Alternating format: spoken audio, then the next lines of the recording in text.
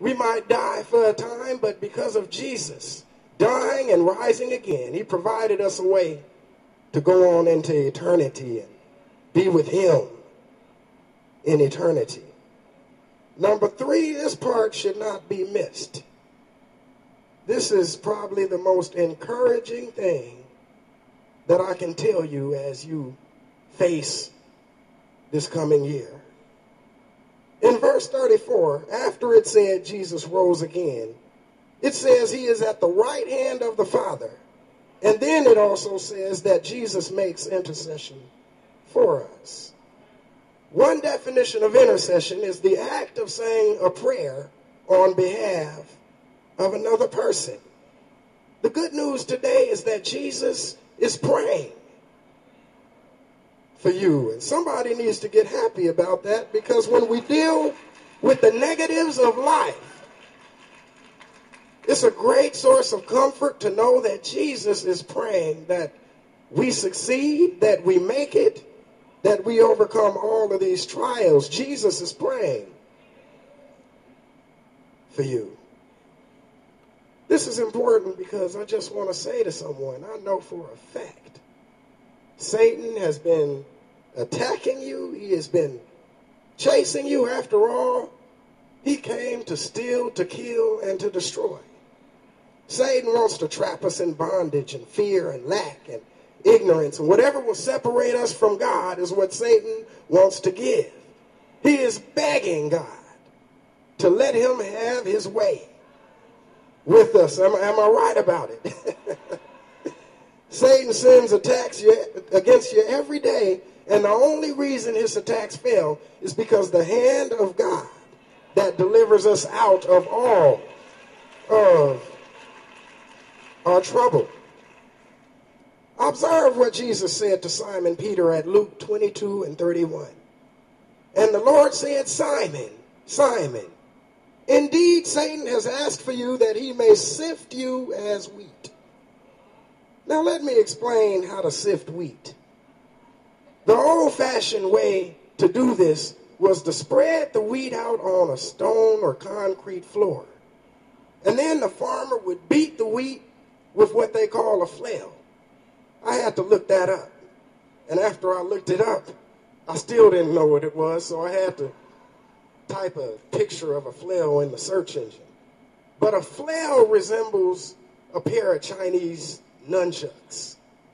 But what you need to know about a flail is it's no fun getting beat with one. But after the farmer beats the wheat, then he throws the grain in the air where the lighter chaff would be blown off in the wind. The heavier grains would fall back down to the ground where they were thrown. See, Jesus was telling Peter that Satan was asking for him that he may devour him.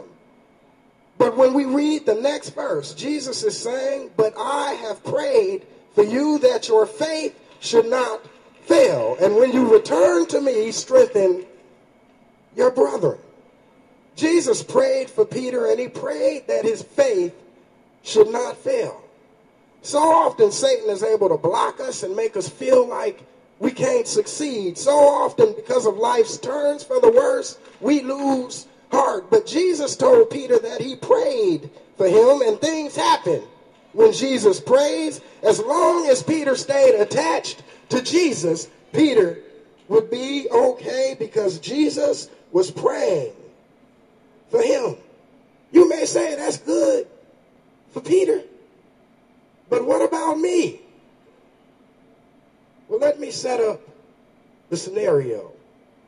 The same Satan that wanted to sift Peter as wheat wants to sift you like wheat. He wants to lay you out. He wants to beat you. He wants to kill you. It's just the same old devil that it always was, just evil. He doesn't want anything good for you. He's just evil. He's just the same devil. But the same Jesus that prayed for Peter is at the right hand of God, and he is making intercession for us. Whatever you're dealing with, You should feel comfortable in knowing Jesus is praying for you. Jesus is praying that our faith does not fail. When wheat is sifted, this is a way of separating the usable part from the unusable part. Satan wants to sift us like wheat because he wants to separate us from our faith. He wants us to lose hope in God, but Jesus is praying for us, and he's praying that our faith does not fail. I know it's tough. You might not have everything that you need. I know life has dealt you a bad hand, but don't give up because Jesus is praying for you. The same Jesus that turned water into wine is praying for you. The same Jesus that laid his hands on the blind, deaf, and dumb, and they saw, walked, and were delivered. The same Jesus is praying for you. The same Jesus that stood at the grave of Lazarus and said, "Lazarus, come forth,"